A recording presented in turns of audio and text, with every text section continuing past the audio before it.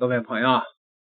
日本的高市早苗老是仗着自己有美日安保条約啊，他認為呢，中國如果揍他，美國就一定得下場。我去看了一下這個美日安保條約，我發現這裡邊其實是有着大漏洞的，所以這是一個好機會。金燦榮教授也建議啊，趁着高市早苗的這個可以說是勞保風吧，就是可以趁機武統台灣啊。我們先看看這個美日安保條約裡邊的漏洞啊，各位你们看看是不是這個道理啊？根據聯合國憲章的敵國條款和51條自衛權，如果中國進行對日本軍事行動的話，那麼美日安保條約第7條裡邊是這麼寫的：本條約不影響，也不應該被解釋為影響締約各方根據聯合國憲章所享有的權利和義務，或聯合國對於維護國際和平與安全所負的責任。也就是說，美日安保條約第7條把聯合國憲章優先寫成了明文，無論美日怎樣集體自衛，繞不過安理會的框架。憲章和安理會的職權始終要高過美日安保條約，就是聯合國憲章是上位法，美日安保條約不得高過憲章，明白了吧？這個聯合國憲章裡邊敵國條款規定，這個二戰的戰敗國德意日若再次發動侵略或者是威脅和平，安理會可直接授權或成員國單獨集體採用武力，無需安理會的新決議。從國際法的角度來說，此類行動不受區域協定如美日安保條約的制約，雙邊條約不得對抗憲章的法律框架。因此呢，若日本主動找揍的話，中國可以依照上述的條款對其採用軍事行動。而美日安保條約的第5條共同防衛，因為這個憲章優先的第7條條款而自動失效。美國無權援引條約對抗安理會或授權，或者是這個幫着日本進行這個軍事反抗。所以美國在法理上是站不住腳的，而美國在這個中國的周邊也是根本不可能打贏的，所以美國就趁機給日本說，不行我這美日安保條約跟那個聯合國憲章衝突了，我不能參與，有事兒您自己去解決吧。各位，你們想一想，現在是不是一個很好的時機呀？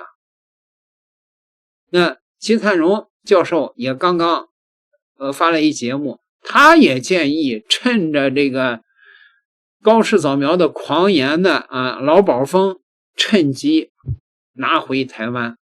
那美國那更不會來了，日本你要是敢，你就自己來下場保衛台灣，那正好把日本就收拾了。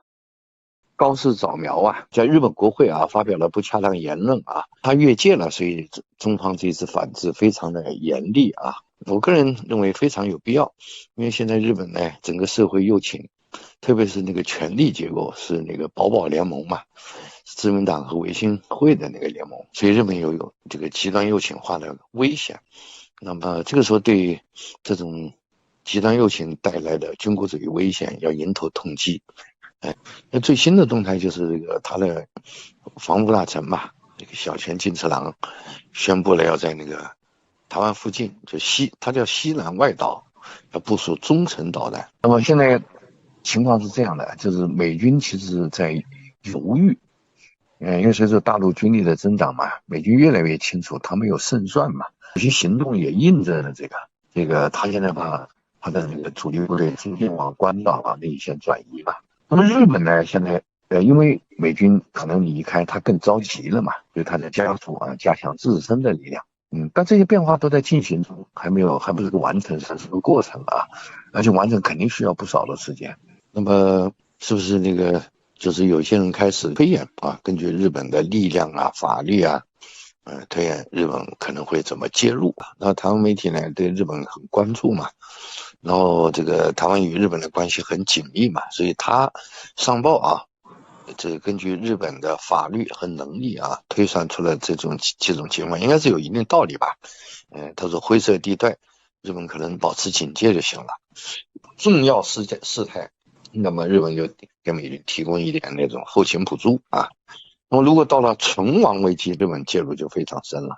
這裡面包括那個要反制這個中方的什麼導彈艦艇然後要在宫古海峽確保美軍的安全和搞反潛戰然後就是要確保這個日本這個和美軍基地附近的空域另外就是要確保日本和那個關島之間的交通當然還有最嚴重的就是就是日本遭到直接進攻嘛，那個反制就更全面了。那麼我的理解呢，台灣上報它的這一系列的推算呢，應該是有日本方面的信息来源的，是吧？应該有事實依據的吧。所以針對他這個推算嘛，我們可以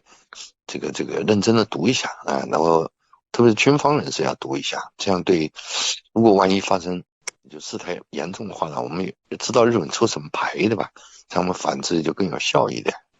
我们可以引導美軍走向正常的方向，這是大局。然後呢，對日本關注盯住就行了。真的讓日本完全鬆綁，我覺得美國也不會幹的，是吧？美國也知道日本內心並不真正的忠誠日本忠誠是很假的。美國心裡心知肚明他要用日本而不是依賴日本。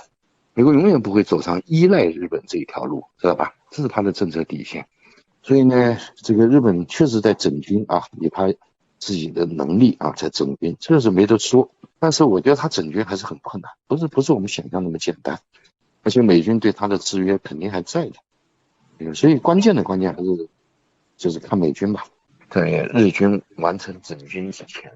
最好我們發起叫解放戰爭最後一戰這有一定道理。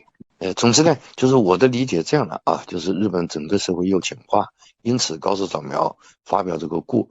過分的言論他是得到日本社會民眾和軍方的高度支持的。就我認為就是祖國統一是不可避免的。我們當然希望是和平統一了，但萬一和平統一的努力失敗，走向祖國統一戰爭，那是必須充分考慮日本這個因素了，要全方面的反制。軍事上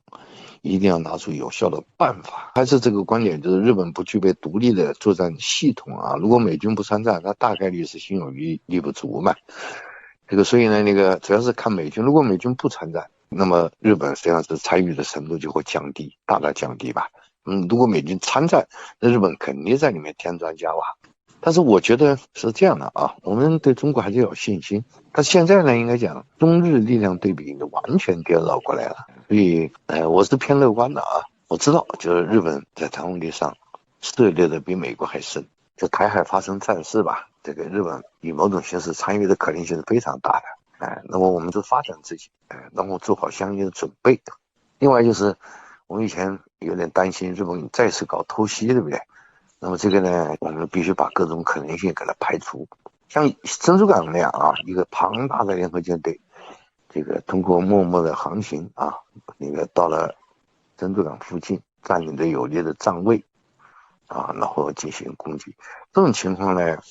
反正我們要做好準備，這個就是要把它盡量排除然後呢，技術上講呢，日軍的這種大規模部隊變動、武器變動，應該現在我們監測能力是很好的。這個是問題不大，我們能夠控制能夠掌握。但是就是他這個偷襲肯定也在創新，新型的那個偷襲我們要注意。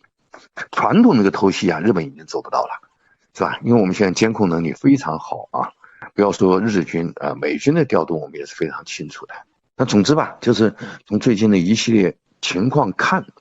不是高市早苗一個人的問題，而是整個日本政界的問題了。所以我們就是一定要保持清醒頭腦啊，在台灣問題上，如果發生衝突，這個日本介入的積極性比美國還高。日本作為一個因素啊，一定要放到特別高的一個位置。只有把這個準備做充分了吧，你才能夠就是有勝算吧。但是中日交往這麼多年，特別是戰後這麼多年，我覺得是不是可以得一個結論？日本這個民族啊，你很難說服他的，他內部有一套很奇怪的邏輯，跟一般國家不一樣的邏輯。他那個邏輯你口頭怎麼說沒用，所以呢，只能這樣子吧，就是好好發展自己。萬一在某種情況下出現了中日衝突，我們要有勝利的把握，要讓他留下足夠的教訓。解放軍呢有一個傳統啊，就是不打無把握之戰，所以呢，針對解放戰爭最後一戰吧，也就是祖國統一之戰吧，這個方面的準備呢，應該是一直在進行，而且應該現在準備比較充分了，对吧？那麼這個準備有一個重大的特點，就是準備在強敵干預下作戰。從來不是簡單的針對那個台軍，是吧？從來不是，它主要的作戰對象從來都是強敵，是吧？這個強敵呢，我想呢，核心是美軍呢，但是其實是包括美国的聯盟體系的。那麼我想日本呢，從來是在這個考慮裡邊的，比如日軍的動向啊，他的一些表態啊，我想呢，中央是一清二楚的。這一點呢，大家網民呢可以不用擔心。我們可以相信中央對這些問題全部是了解的，这個了解肯定比我們細了，各種方案都有。這一點大家可以放心。然後最後就是要相信我們的能力啊。日本如果再重蹈軍國主義覆轍，是吧？我覺得他這個夢肯定是會破碎的，在中國強大的力量面前一定是破碎的。如果他沿着這條錯路走下去，日本民族會遇到很大的災難。這是不是一個非常好的機會呀？大家都在盼着高市早苗，你可千萬別慫，別收回道歉啊！點個訂閱，咱們下集再聊。